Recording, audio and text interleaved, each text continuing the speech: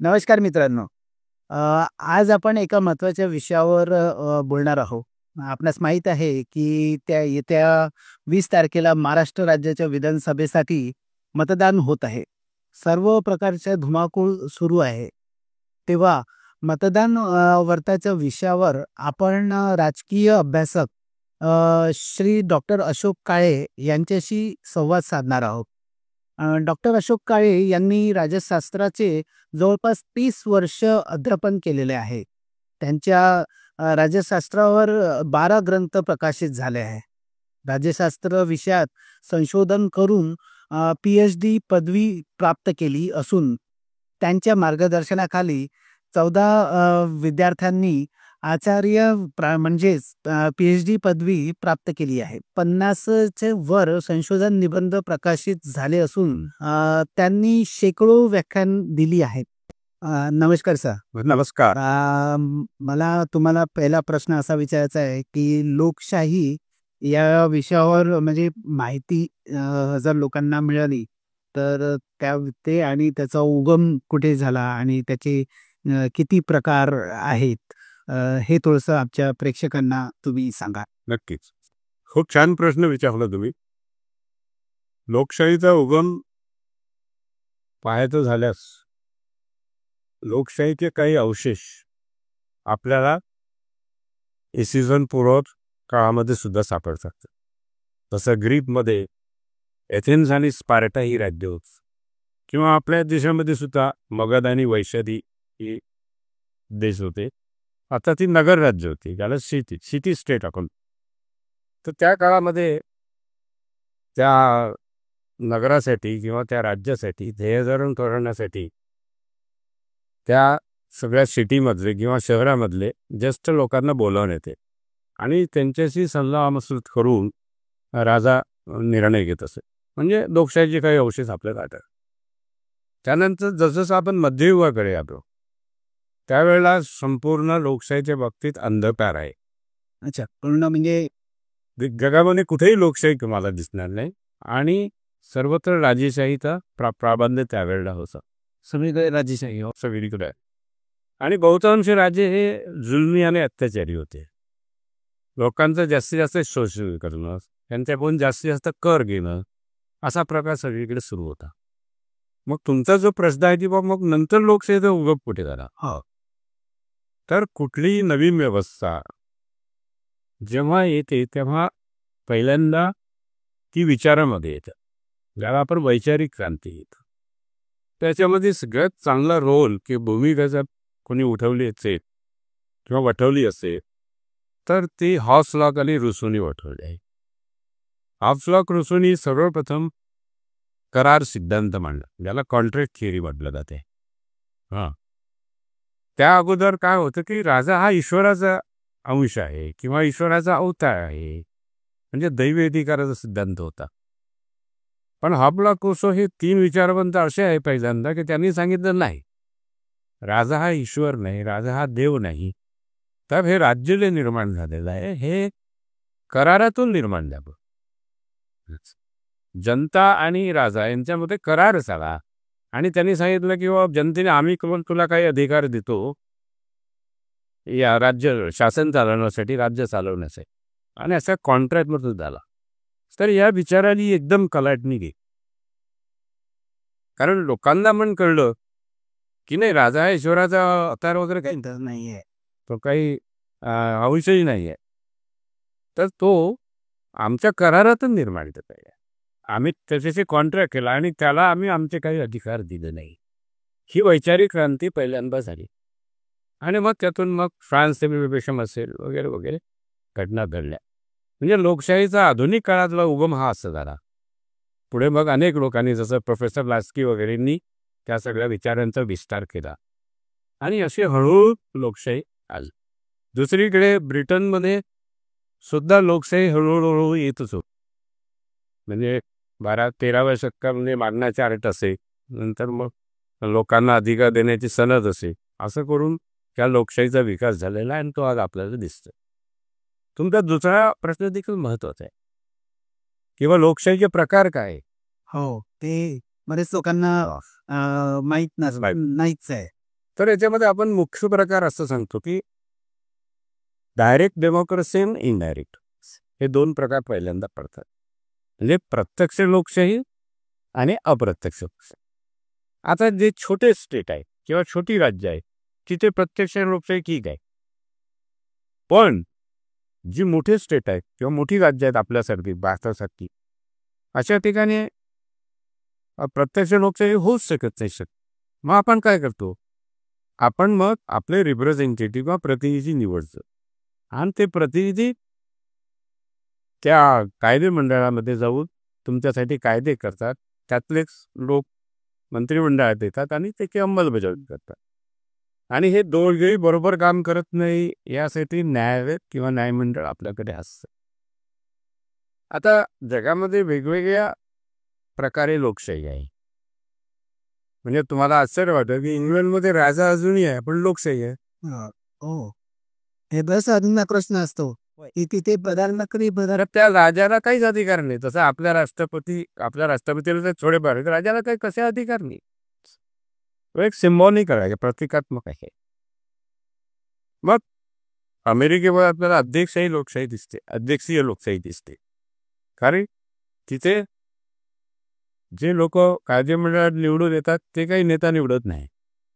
अध्यक्षाची निवडणूक वेगळी होते. कायदेमंडळ जे आहे ते सिनेट किंवा हाऊस ऑफ रिप्रेझेंटेटिव्ह याची निवडणूक वेगळी होते. अध्यक्षावर काही फारसं नियंत्रण कायदेमंडळाचं तिथं नाही. तो स्वतंत्र आहे. बऱ्याच बाबतीत तो स्वतंत्र आहे. दुसरीकडे आता संसदीय लोकशाही म्हणतो जी इंग्लंडमध्ये आहे, राजा असूनही किंवा आपल्याकडे मग आपण काय करतो, आपले कायदेमंडळाचे जे प्रतिनिधी निवडतो, सगळे MP किंवा आपण संसद सदस्य म्हणतो किंवा राज्यामध्ये विधानसभेचे सदस्य, हे निवडून दिल्यानंतर तिथे ते आपला नेता ठरवतात. ज्याचं बहुमत असेल तो पंतप्रधान, ज्याच्या बाजूने जास्त लोक असतील पंतप्रधान, किंवा राज्यामध्ये ज्यांच्या बाजूला जास्त लोक असेल त्याचा मुख्यमंत्री, आणि मग प्रधानमंत्री आपलं मंत्रिमंडळ बनवतो, इकडे मुख्यमंत्री बनवतो. तर अशा प्रकारे लोकशाही वेगवेगळ्या प्रकारे आहे. आपण स्वित्झर्लंडचं जर उदाहरण घेतलं तर दोन्ही फॉर्म याच्यामध्ये आहे. काही भाग अध्यक्षीय लोकशाहीचा आहे, काही भाग संसदीय लोकशाहीचा आहे. मिक्स केलेलं आहे, त्यांनी मिश्रण केलेलं आहे असं आपल्याला म्हणता येईल. तर साधारणपणे लोकशाहीचे हे प्रकार आपल्याला दिसतात. जवळपास जगामध्ये 150च्या वर देशांमध्ये लोकशाही आहे. 40 देश साधारण असतील ज्याच्यामध्ये कोणत्या ना कोणत्या फॉर्ममध्ये हुकुमशाही आहे, ते आपल्याला मान्य करतं. जसं सर्वंकष स्वरूपाच्या त्या राज्यव्यवस्था आहे, जसं चीन असेल, रशिया असेल, म्हणायला लोकशाही आहे पण ती प्रत्यक्षात हुकुमशाही व्यवस्था आहे. तर चांगला प्रश्न तुम्ही या ठिकाणी विचारला. म्हणजे त्याला धरून एक दुसरा प्रश्न असा की म्हणजे निवडणुकांचे महत्व काय आहे? तर लोकशाहीमध्ये निवडणुकाचा आत्मा आहे ना. कारण तुम्ही तुमचे रिप्रेझेंटेटिव्ह तोपर्यंत किंवा प्रतिनिधी तोपर्यंत निवडून देणार नाही, तोपर्यंत तुमचे ही लोकशाही सुरूच राहणार नाही ना. म्हणून आपण ते निवडून देतो आणि म्हणून निवडणुकांना अतिशय महत्त्व. दर 5 वर्षांनी आपण रेग्युलर निवडणुका किंवा नियमित निवडणुका घेतो, त्याचं कारणच ते आहे. आणि आपल्या देशामध्ये तर तुम्हाला माहीत असेल की निवडणूक घेणारी जी यंत्रणा आहे, निवडणूक आयोग, ही सेपरेट आहे. ठीक आहे, आजच्या काळात त्याच्यावर कसे प्रभाव टाकण्याचा प्रयत्न केला जातो, परंतु बेसिकली किंवा मूलतः घटनेमध्ये किंवा संविधानामध्ये त्यांना विशिष्ट स्थान दिलं आहे. त्यांचे अधिकार आहेत, त्यांची कर्तव्य आहे, ही निश्चित झालेली आहे. हे आपल्याला लक्षात घेतलं पाहिजे. आणि निवडणुका यासाठी महत्त्वाच्या आहे की लोकशाही जर टिकवायची असेल तर निवडणुका ह्या नियमितपणे घेतल्याच गेला, ती तुमचे प्रतिनिधी निवडलेच पाहिजे.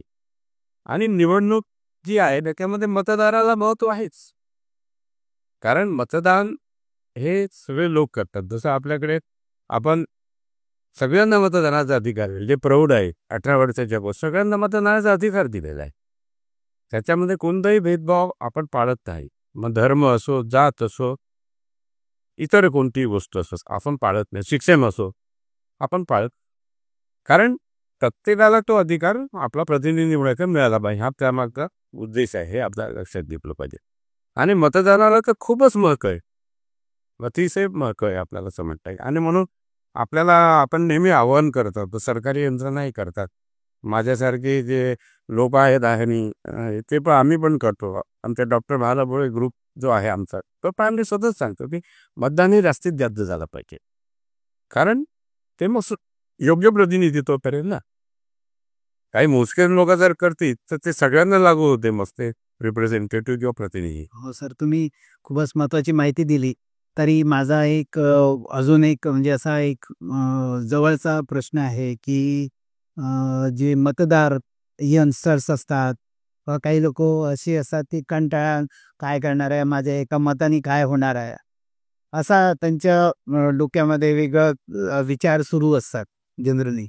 तर त्यांना मोटिवेशनसाठी सरकार पण आता खूप सारे मतदान चुनाव आयोग म्हणजे जे आहे निवडणूक आयोग आहे, ती प्रयत्न करतच आहे आपल्याकडे. पण अ, मतदान मी का करावं हे याचे पॉइंटर्स कसे स्वतःला सांगितले पाहिजे ना एखाद्या माणसाने, ज्याला वाटतं की नाही निवडणूक नाही नाही दिलं तर कारण माझ्या एकट्याच्या मताने नाही दिलं तर काहीच फरक पडणार नाही, पण त्याने का बरं असं करावं की जाऊन मतदान करावं? खूप चांगला प्रश्न, अतिशय महत्वाचा प्रश्न तुम्ही विचारला. जर तुम्हाला एखादा अधिकार दिला असेल तुमचं शासन निवडण्याचा, सरकार निवडण्याचा, तर तो आपण बजावलाच पाहिजे, नंबर 1. आणि समजा नाही बजावला तरी सरकार जे निर्णय घेईल ते तर तुम्हाला भोगावेच लागतील ना. बरोबर. सांगा, म्हणजे महत्वाचा प्रश्न असा आहे की तुम्ही मतदान करा न करा, ते जे परिणाम होतील ते तुम्हालाही भोगावे लागतील. समजा मी मतदान केलं नाही तर महागाई वाढली, ते मतदान करणाऱ्यालाच लागू होईल का? मलाही लागू होईल. आणि म्हणून मी तर म्हणतो हे परम कर्तव्य आहे. म्हणजे एवढा मोठा अधिकार तुम्हाला लोकशाहीमध्ये जो मिळालेला आहे तो तुम्ही बजावलाच पाहिजे असं माग, किंबहुना तो अधिकारही आणि कर्तव्यही आहे. म्हणजे प्रश्न विचारासाठी पण तुम्ही मत दिलं, मी मत दिलं म्हणून मी प्रश्न विचारतो, असं पण वाटलं पाहिजे की नाही माझा अर्थातच माझा हक्क आहे. अर्थातच, कारण तो जो प्रतिनिधी आहे तो तुम्हाला जबाबदार आहे. हा. He is responsible for you. आणि म्हणून तुम्ही मतदान केलं पाहिजे, हे फार महत्वाचं आहे आपल्याला सोबत. आणि बघितलं की खूपच लोक नाही करत, म्हणजे लाईक सुट्टी होतात ते असे नाही, अतिशय चुकीचं आहे, अतिशय चुकी, सुट्टीच म्हणून अतिशय चुकी. करेक्ट, कारण 5 वर्षांनी आपल्याला ही संधी मिळत असते, या संधीचा आपण फायदा घेतलाच पाहिजे. नाही तर उद्या चुकीचं सरकार निवडून आलं तर त्याचे परिणाम आपल्याला भोगावे लागतात. म्हणजे कोणी त्यातून सुटत नाही. तुम्ही करा नका करू, तुम्हाला सुटणार नाही. आणि म्हणून आपण मतदान केलं पाहिजे. हे सरांनी खूप छान आव्हान केलेलं आहे की मत सगळ्यांनी सगळ्याच पाहिजे, वृद्धांना, युवकांना, महिलांना, सगळ्यांना, विद्यार्थ्यांनाही सगळ्यांना आव्हान करेल की आपण घराच्या बाहेर पडलं पाहिजे, मतदानाचा हक्क बजावला पाहिजे. कारण तो आपल्याला फार महत्वाचा अधिकार आहे आणि तो दर 5 वर्षांनी करायचा, की रोज जाऊन करायचंही नाही आहे, म्हणजे आपल्याला लक्षात घेतलं पाहिजे. सर अजून एक प्रश्न आहे की विवेकी मतदान ही संकल्पना कशी आली, म्हणजे काय आहे एक्झॅक्टली ते तुमच्याकडनं थोडंसं माहीत करून घ्यायचं आहे बिलकुल. आणि प्रेक्षकांना. खूप चांगला प्रश्न आहे हा. बऱ्याच लोकांना या संकल्पनेनुसार विचार करता येत नाही, विचार केला पाहिजे. विवेकी मतदान म्हणजे काय? तसं पाहिलं तर आपल्या देशामध्ये मतदान तसंही कमीच आहे, म्हणजे 60-65% वर काही मतदान जात नाही, मग ते लोकसभा असो, विधानसभा असो किंवा स्थानिक स्वराज्य संस्था असो. आणि त्यातही विवेकी मतदान किती होते हे महत्वाचे. विवेकी मतदान म्हणजे तुमच्या विवेकाचा वापर करून तुम्ही केलेलं मतदान, कोणत्याही प्रलोभनाच्या खाली न येता तुम्हाला योग्य वाटेल त्या उमेदवाराला मतदान करणं म्हणजे विवेकी मतदान. जसं उदाहरण तुम्हाला सांगतो, काही लोक धर्माचा वापर करतात, तुम्हाला तुमच्यावर प्रभाव टाकण्याचा प्रयत्न. काही लोक जातीचा वापर करतात, काही लोक भाषेच्या आधारावर विभाजन करण्याचा प्रयत्न करतात. या सगळ्यापासून मुक्त होऊन तुम्हाला योग्य काय वाटतं, तुमचा विवेक काय सांगतो, हे महत्वाचं. त्यानंतर अनेक प्रलोभन दिली जातात. आपल्याला माहित आहे, पैशाने मोठ्या प्रमाणात वाटप होतो. झोपडपट्ट्यांमध्ये मद्य किंवा इतर भांडी कुंडी हे सगळी आपण पाहतो की या सगळ्या प्रलोभाखाली बरीचशी जनता आहे. आणि त्यांचं जे मतदान ते विवेकी मतदान ना. विवेकी मतदान म्हणजे तुमचा उमेदवार कसा आहे, तुम्ही ज्या पक्षाला मत देता त्या पक्षाचं ध्येय धोरण काय आहे, आले की. आणि ते ध्येय धोरण जे असत ते राबवण्याची क्षमता त्या पक्षामध्ये किती आहे. आज तर काही आश्वासन देऊन देईन तुम्हाला, बरोबर, पण आपण हे ओळखलं पाहिजे की त्या पक्षाला त्याची अंमलबजावणी करता येईल का, त्याची खरी इच्छा आहे का. ज्याला नियत म्हणतात, बरोबर, बोलताना तर ते व्यासपीठावर काही बोलतात, सांग का, पण आपल्याला हे ओळखता आलं पाहिजे की आपला उमेदवार त्याचा पक्ष हे सगळं करू शकेल का, तेवढा तो प्रामाणिक आहे का. तर जो प्रामाणिक असेल या बाबतीत त्याला मतदान करायचं. आता काही लोक गमतीनं प्रश्न असा विचारतात की कोणीच प्रामाणिक नाही तर काय करायचं. तर इथे आपल्याला तुलनात्मक पद्धती वापरायचं, अरे की नाही. तुलनेमध्ये कोण जागणार मग, अरे की नाही. म्हणजे अही खराब आहे, बही खराब आहे, डही खराब आहे, आलं की बेटर. मग अ ब क ड मध्ये कोण कमी खराब, हा कोण कमी खराब आहे त्याला आपण मतदान करायचं. आणि मध्ये त्याचं एवढं नाही फळ पडणार, हो, अशा माणसाला एकदमच नाही बदलून जाणार, काही काहीतरी लक्षात ठेवून काहीतरी करे. आणि त्या उमेदवाराची लोकशाही मूल्यांवर किती विश्वास आहे त्याचा, किंवा किती श्रद्धा आहे. म्हणजे निवडून येतो लोकशाही पद्धतीनं, पण वागतो हुकुमशाही पद्धतीनं, हे बघायला पाहिजे. आपण पाहतो निवडणुकीच्या काळामध्ये ते हात जोडून येतात तुमच्याकडे, आणि निवडून आल्यावर ते गाडीतून सुद्धा उतरत नाही, तिथे बोलवतात किंवा घरी बोलवतात, तुम्हाला घरी बोलवतात, कातसानी करून, हा बघ काय प्रश्न म्हणून. हा, तर अशा वेळेला आपल्याला त्या उमेदवाराची जे आहे उमेदवार त्याचे सुद्धा गुण दोष बघितले पाहिजे. तो किती शिस्तप्रिय आहे, तो किती सत्यवचनी आहे, किंवा काम करण्याची त्याची किती इच्छा आहे, ती नुसती सत्ताच बघायची. कारण एक काळ असं होतं की आपल्या देशामध्ये सर्व्हिस पॉलिटिक्स ज्याला बोलतो ते होतं, आता पॉवर पॉलिटिक्स आले. अच्छा, हो, आता पॉवर पॉलिटिक्स आलेलं आहे. हा फरक आहे महत्वाचा. सत्तेचं राजकारण आहे, पूर्वसेवेचं राजकारण होतं. आणि या सत्तेच्या राजकारणामध्ये मग सत्ता आणि पैसा पैसा लावायचा, सत्ता घ्यायची, सत्ता आली की पुन्हा पैसा, तर हे जी चक्र आहे ते सुरू झालेलं आपल्या देशात. मग अशा वेळेला आपल्याला आपला विवेक जागृत ठेवावा लागतो. आणि तो चांगला असेल त्याला आपण जर निवडून दिलं ना, की मग त्या लोकांनाही सवय लागते, नाही आपण चांगलं राहिलं पाहिजे, लोकांची कामं केली पाहिजे, लोकांची प्रामाणिक राहिल्या पाहिजे, हे त्यांनाही कळेल. आणि हळूहळू हे परिवर्तन होत आहे. आणि म्हणून या सगळ्या बाबींचा विचार करून जेव्हा आपण मतदान करतो तेव्हा करा विवेकी मतदान असं म्हणतो. सर, एक अजून माझा म्हणजे असा प्रश्न आहे की आपण निवडणुकीच्या वेळेस म्हणजे हे ठरवत असतो की विषय कसा हे घ्यायचा. म्हणजे आजकाल आपण पाहतो की लोकल इश्यूज सोडून लोक नॅशनल लेवलच्या इश्यूवर पण राज्याचा मुख्यमंत्री निवडतात, किंवा आपला प्रतिनिधी नगरचा प्रतिनिधी निवडतात. तर ते कसं डिफरन्शिएट करायचं, म्हणजे कसं ते होईल समजायचं. हा खूपच चांगला प्रश्न आहे, आणि याचं उत्तर आपल्या संविधानामध्ये आहे. संविधानामध्ये विषयाची विभागणी स्पष्टपणे केलेली आहे. केंद्राकडे कोणते विषय असतील, राज्याकडे कोणते विषय असतील, आणि दोन्हीकडे कोणते विषय असतील, आले की लक्षात. आता समजा लोकसभेची निवडणूक आहे तेव्हा आपण केंद्र सरकार निवडतो. मग केंद्र सरकारचे जे विषय आहेत ते मुद्दे असले पाहिजे. जसं फॉरेन पॉलिसी हे कोणाकडे आहे, केंद्र, सत्तेचं. इथे महाराष्ट्राच्या निवडणुकीत फॉरेन पॉलिसीवर किंवा विदेश नीतीवर बोलायची गरज नाही. आलं की नाही लक्षात? काही विषय जे आहे ते सरळ सरळ यांच्याकडे राज्याकडे.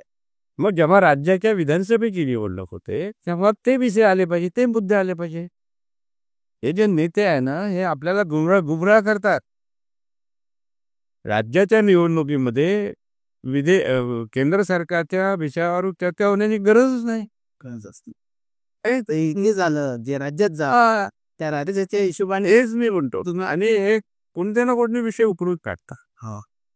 आता भारत-पाकिस्तान संबंध महाराष्ट्राच्या विधानसभेच्या निवडणुकीमध्ये काही गरज नाही त्याची, काहीच गरज नाही. तो विषय केंद्राच्या पातळीवर येईल. केंद्राची जेव्हा निवडणूक, लोकसभेची जेव्हा निवडणूक होईल तेव्हा येतो. तसंच खाली स्वराज्य संस्था आहे, जसं नगरपालिका आहे, ग्रामपंचायत आहे, या ठिकाणी स्थानिक पातळीवर त्यांच्या लेवलचे सांडपाणी हे आता पाहिजे. संविधानामध्ये केंद्राची सूची आहे कोणत्या विषयावर कायदे करणार, राज्याची सूची आहे कोणत्या विषयावर कायदे करणार की, पण एक समवर्ती सूची पण असते. म्हणजे ज्या विषयावर केंद्र सरकारी काय काय करू शकते आणि राज्य सरकारी करते. जसं शिक्षण हा विषय दोन्हीकडे, आरोग्य हा दोन्हीकडे. पण याच्यामध्ये समजा एखाद्या विषयावर केंद्र सरकारने एखादा कायदा केला असेल तर राज्याला त्याच्या प्रतिकूल कायदा करता येईल. आलं की लक्षात? हा परम लक्षात घेतलं पाहिजे. म्हणजे त्या यादीवर वर्चस्व कोणाचा आहे? केंद्र सरकार. एवढं फक्त पाहावं लागतं. तर स्पष्टपणे आता झालं आपलं की केंद्राची एक यादी, राज्याची यादी आणि दोघांचंही ज्याच्यामध्ये समावेशाचे एक समवर्ती यादी हे असतं. तर जे विषय दोन्हीकडे आहे त्याच्यात दोन्ही निवडणुकांना ते बोलता येईल, म्हणजे राज्याच्या आणि केंद्राच्या, ठीक आहे याचा. पण जे विषय नाहीच आहे, आता विदेश संबंध हा विषय राज्याच्या पातळीवर आहेच नाही, राज्याच्या यादीमध्ये आहे, त्याच्यावर येऊन ते बोलतात ते. हे बरोबर नाही, हे बरोबर नाही, हे आपल्याला लक्षात घेतलं पाहिजे. आणि एवढं तर हे लोकांना कळलं पाहिजे की हे बरोबर नाही बा. असं बोलत असेल तर बरोबर नाही. म्हणजे तो कॅन्डिडेट किंवा तो ते आपला भरपटून राहिले विषय मारतात होता. म्हणजे जे आपले महाराष्ट्राचे विषय आहे. आपण जर आता महाराष्ट्राच्या आताच्या निवडणुकांमध्ये शेतकऱ्यांचा विषय आहे, बेरोजगारी आहे, हे जे विषय आहे किंवा महागाई आहे, हे महत्वाचे आहे. महत्वाचे विषय या ठिकाणी तुमचे अमेरिकेशी काय संबंध आहे काही गरज नाही ना. साहेब ते संबंध काहीच संबंध नाही. तर हे जनतेच्या लक्षात आलं पाहिजे. बरोबर आहे. म्हणजे तुमचा प्रश्न खूप महत्वाचा आजच्या संदर्भात खूप महत्वाचा आहे. तर हे लोकांनाही समजलं पाहिजे की कोणत्या निवडणुकीमध्ये नेता कोणत्या विषयावर बोलतोय. जर राज्याची निवडणूक आहे तर राज्याच्या यादीवर त्यांनी बोलायला पाहिजे. जास्त आता समवर्ती सूची जी आहे त्याच्यावर बोलायचं. सर पण धार्मिक विषयांवर पण ते तर आपण विवेकी मतदानामध्ये घेतलंच आहे. विवेकी मतदानामध्ये आपण घेतलंय की धर्म, जात, भाषा या प्रलोभनाखाली किंवा या प्रभावाखाली मतदारांनी येऊ शकतो. आपल्या विवेकाचा वापर करा, हा प्रश्न पहिलेच घेतला. आलं की नाही? शिवाय जे संकुचित प्रलोभन आहे, तसं दारू आहे, पैसा आहे, whatever it may be, याच्या प्रभावाखाली सुद्धा येऊ नये. हे नाही कारण आपल्याला 5 वर्ष नाही ती आपले प्रतिनिधी निवडायचे, ती साधा अधिकार नाही. आज काय तुम्ही घेऊन घ्याल पैसे उद्या संपती, एका दिवसाचा भाग आहे. पण 5 वर्षे त्या सरकारच्या चुकीच्या धोरणाचा आणि त्याच्या अंमलबजावणीचा परिणाम तुम्हाला बघावा लागतील ना, वर्षानुवर्ष भोगावं लागतं. That is important. तर अशा रीतीनं विवेकी मतदान झालं पाहिजे. तर मला वाटतं आपण आव्हान करू सगळ्यांना, वृद्ध असो, तरुण असो, विद्यार्थी असो, महिला असो किंवा इतर कोणी असो, या सगळ्यांनी मतदान केलं पाहिजे. सर्व धर्माच्या, सर्व जातीच्या, सगळ्या भाषा बोलणाऱ्या लोकांनी मतदान केलं पाहिजे, जेणेकरून तुमचा जो प्रतिनिधी आहे तो जास्तीत जास्त प्रतिनिधित्व करणारा असला पाहिजे. जास्तीत जास्त जनतेचं प्रतिनिधित्व करणारा तो असला पाहिजे हे मत. आपली सरकारी यंत्रणा, आपलं जिल्हाधिकारी आता मी रेडिओवर सुद्धा ऐकतो की ते बरोबर आव्हान करतायत आपल्याला. कारण वोटिंग पर्सेंटेज वाढलं पाहिजे, वोटिंगचं प्रमाणही वाढलं पाहिजे आणि विवेकी मतदानही झालं पाहिजे. बरोबर 60, 65, 70% आपण कधीतरी पुढे गेलो पाहिजे आता. बरोबर. जेणेकरून तो जो प्रतिनिधी निवडून येतो तो सगळ्या समाजाचं प्रतिनिधित्व करणारा ठरला पाहिजे. आलं का? आणि म्हणून हे महत्त्वाचं आहे. आणि म्हणून आपणही सगळ्यांना आवाहन करू की तुम्ही मतदान अवश्य करा.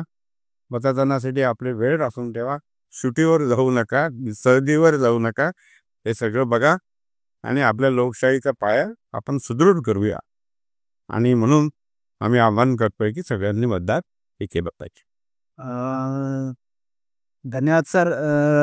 तुम्ही एवढी महत्त्वाची माहिती आमच्या प्रेक्षकांना दिली आणि ज्यांना ज्यांना काही प्रश्न त्यांच्या मनात होते ते कदाचित क्लिअर झाले असते आणि त्यांना त्याचा फायदा होईल. आणि की मतदान चा अधिकार काय आहे, मतदान केल्याने काय होतं हे त्यांना कळेल बरोबर. आणि ते मतदान करायला जातील. माझी पण अशी इच्छा आहे की सगळ्यांनी मतदान करावं आणि आपला चांगला कॅन्डिडेट निवडावा आणि त्यांनी प्रतिनिधित्व आपलं चांगल्या पद्धतीने करावं असं मलाही वाटतं. तर डॉक्टर काळे सर तुमचा खूप खूप धन्यवाद. कोणी मला बोलवून माझ्याकडून माहिती घेतली त्याबद्दल तुमचे पण खूप खूप आभार. धन्यवाद सर.